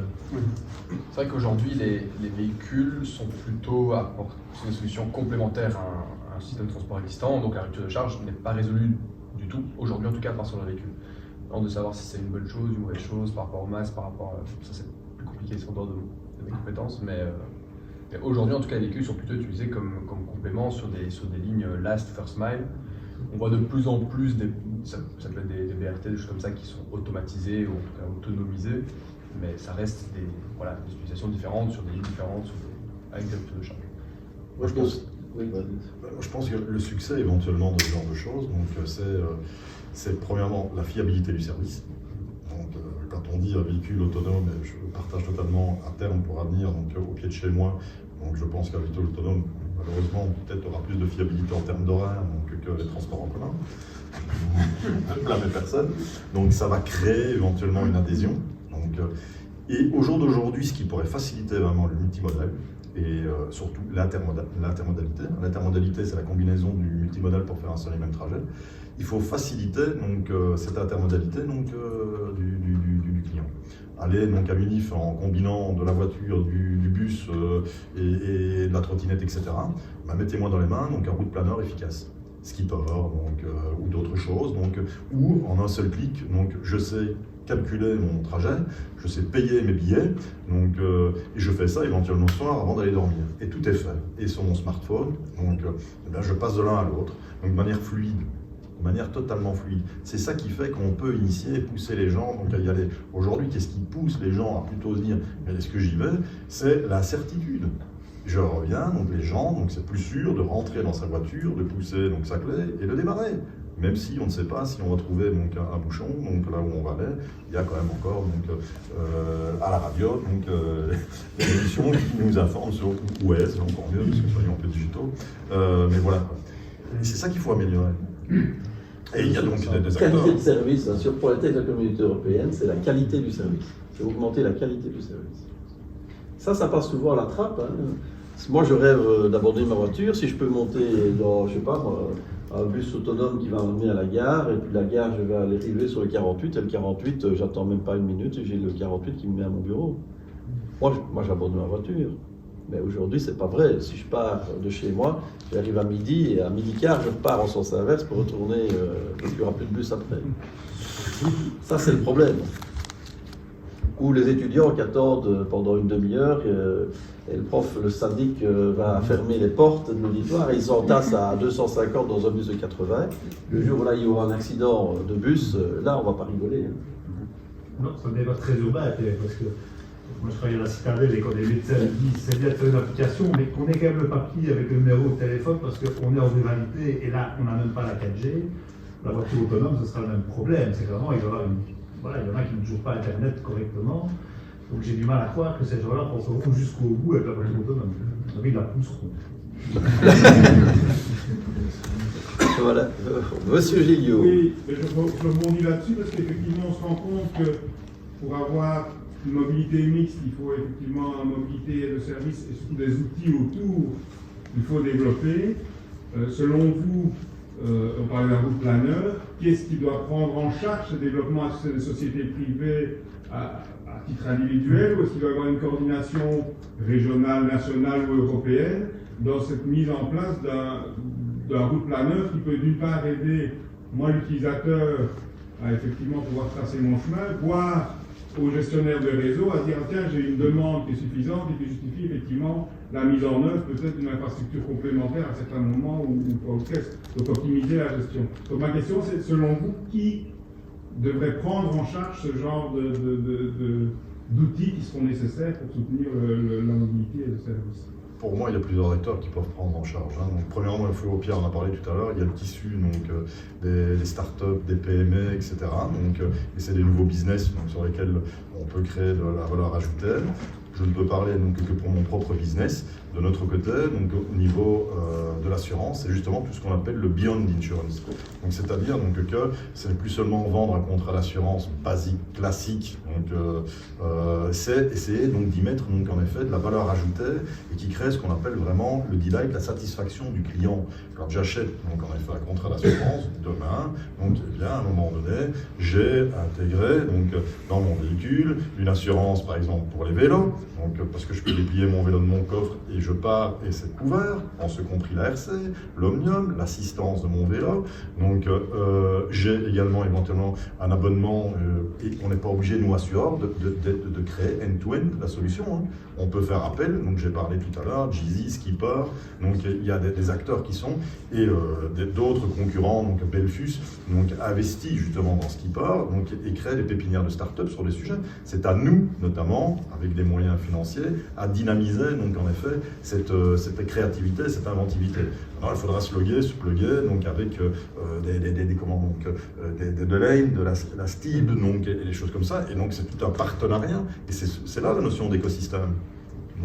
Pour moi, on ne peut pas dire c'est le rôle d'un acteur précis. C'est qu'il faut stimuler, et le premier qui va stimuler, c'est le consommateur. Et si on ne comprend pas que si on veut pousser l'intermodalité en amenant des solutions, peace of mind dans les mains du client, alors on ne le rejoindra jamais et on perdra nos business. C'est vrai qu'ici, pour le développement des outils, ça peut être fait plus par n'importe qui, mais il faut quand même que les données à la base soient disponibles. Pour que les données soient disponibles, il faut pousser les fournisseurs de mobilité à les données. Et donc là, je pense que ça va quand même venir du public, d'imposer aux fournisseurs de mobilité, d'ouvrir leurs données pour qu'il y ait un pool protégé par l'entité publique, auquel, via n'importe quel type d'accès, les outils puissent aller chercher les informations. Ça veut dire qu'il y a un cadre juridique. C'est en train d'être créé, il me semble. Tout à fait, tout à fait. C'est en cours d'embryonnage, si je puis dire, en partenariat public-privé, justement, pour s'assurer que les entreprises privées puissent collaborer avec les infrastructures essentielles de l'État. Et à cet égard, le droit de la concurrence nous apprend que toute entreprise qui serait uniquement détenue par l'État est contraire au droit de la concurrence, purement et simplement. Donc, par définition, ce sera un partenariat public-privé pour que ce soit efficace et légal. Et à mon avis, ce sera de toute façon aussi une source d'activité économique supplémentaire, parce que ces data se monétisent. Et là, il y aura un niveau de l'activité économique qui pourra surgir. Je vais devoir un peu freiner les événements.